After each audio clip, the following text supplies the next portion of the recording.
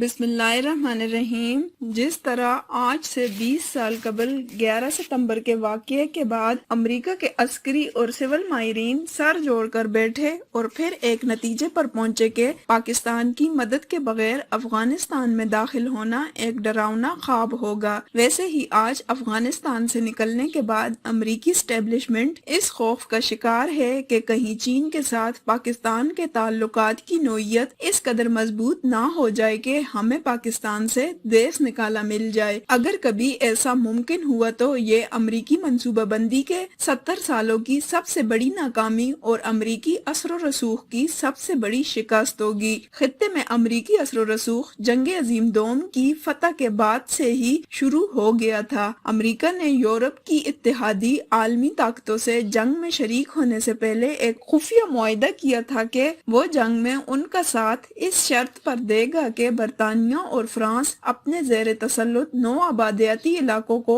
آزاد کر دیں گے۔ یہ اس لیے کہ اب ایشیا، افریقہ اور جنوبی امریکہ کے براعظموں میں آزاد ہونے والے ملکوں پر فوجی قوت سے نہیں بلکہ معاشی بالادستی سے حکمرانی کی جائے گی۔ یہی وجہ ہے کہ جس دن 1944 میں اتحادی افواج نے نارمنڈی فتح کیا، اس کے فوراً بعد ہی امریکہ نے بریٹن ووڈز کے ماؤنٹ واشنگٹن ہوٹل میں اپنے 44 اتحادی ممالک کی ایک کانفرنس بلائی جو 1 جولائی سے 22 دن تک چلتی رہی۔ اس کانفرنس کی کوکھ سے ایک نئے عالمی مالیاتی نظام نے جنم لیا، کاغذی کرنسی کی حکومت سامنے آئی، ورلڈ بینک اور IMF وجود میں آئے اور پوری دنیا پر براستہ معیشت امریکی بالادستی کا پرچم گاڑ دیا گیا۔ یہ پرچم اس وقت ان خطوں پر نہیں لہرایا جا سکا جہاں کمیونسٹ نظریات کے تحت پرولتاریہ یعنی غریب آدمی کی آمریت نافذ تھی، جیسے روس اور مشرقی یورپ وغیرہ۔ فرانس اور برطانیہ اپنے اپنے ملکوں میں سکڑ کر رہ گئے اور نئے آزاد ممالک کو امریکہ اور سوویت یونین دونوں نے گھیرنا شروع کر دیا۔ پاکستان امریکی ترغیبات کے جال میں پہلے دن سے ہی آ گیا۔ اس خطے میں جہاں روس، چین، بھارت اور افغانستان جیسے ممالک امریکہ کے مخالف کیمپ موجود تھے، پاکستان اور امریکہ کی دوستی امریکہ کے لیے نئے امکانات کی ایک کھڑکی تھی۔ ایران میں مصدق انقلاب اور شاہ ایران کی عوام میں جڑیں نہ ہونے کی وجہ نے پاکستان پر امریکہ کا انحصار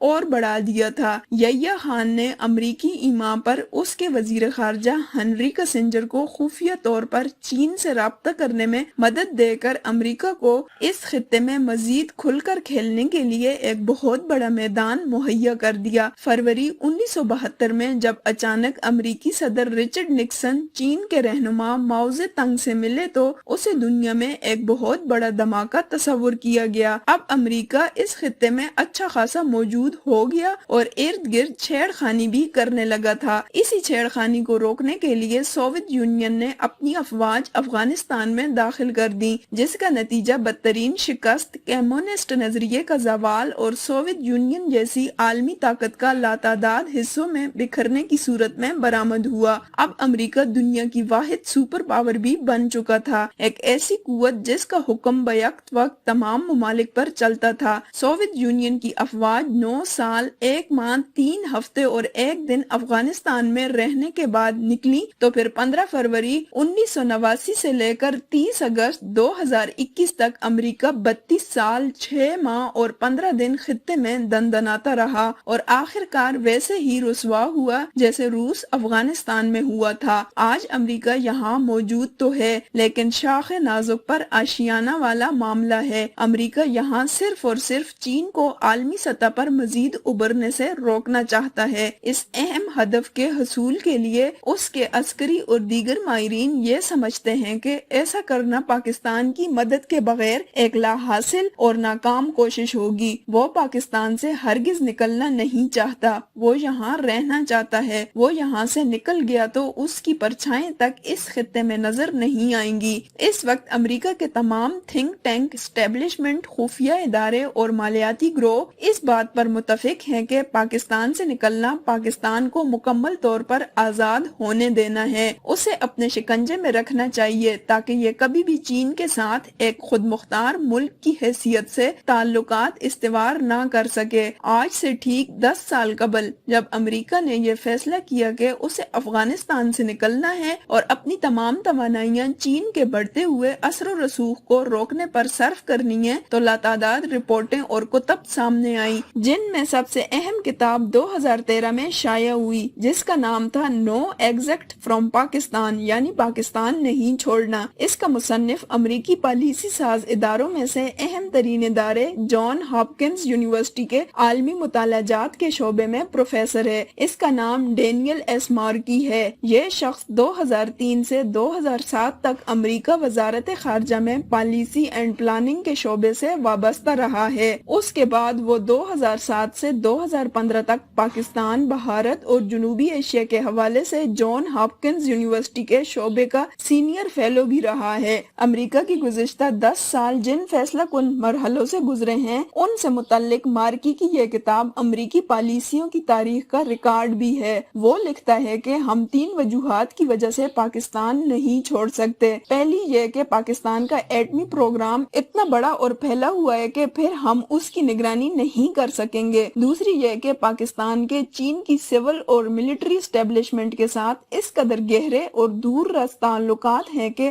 اگر ہم یہاں سے چلے گئے تو پاکستان چین کی مدد سے آزاد اور خود مختار ہو جائے گا۔ اور تیسری یہ کہ پاکستان کی فوج اتنی بڑی اور مضبوط ہے کہ یہ نہ صرف خطے کے لیے بلکہ پوری دنیا کے لیے مشکلات پیدا کر سکتی ہے۔ کتاب میں پاکستان اور امریکہ کے 70 سالہ تعلقات کا جائزہ لیا گیا ہے اور بتایا گیا ہے کہ امریکہ نے 1950 میں ہی فیصلہ کر لیا تھا کہ پاکستان کو سیاسی اور معاشی طور پر کبھی بھی اس قدر مضبوط نہیں ہونے دینا کہ وہ مسلم امہ کی قیادت کر سکے۔ ایسا کرنا امریکہ کے لیے مشکلات پیدا کر سکتا ہے۔ امریکہ کو شروع دن سے ہی پاکستان میں ایسے بکاؤ افراد ملے ہوتے ہیں جنہوں نے چند ٹکوں کی خاطر پاکستان کے مفاد کو بیچ ڈالا۔ کتاب میں تحریر ہے کہ امریکہ نے پاکستان کے ہر طبقہ میں افراد کو خرید رکھا ہے۔ اس فہرست میں سیاسی رہنما، سول بیوروکریسی کے ارکان، فوج کے اعلیٰ عہدیدار، صحافی، میڈیا ہاؤسز کے مالکان اور خاص طور پر پڑھے لکھے مقبول دانشور شامل ہیں۔ امریکہ یہ خرید و فروخت ہر ملک میں کرتا ہے لیکن پاکستان میں اسے یہ کام انتہائی آسان لگا کیونکہ خرید و فروخت کے اس بازار میں پاکستان کی اشرافیہ اپنی قیمت بہت کم لگاتی ہے۔ یہ قیمت اتنی تھوڑی بھی ہوتی ہے جیسے ایک شخص کو امریکہ کا ویزا مل جائے یا اس کے بچوں کو امریکہ میں تعلیم کے لیے وظیفہ مل جائے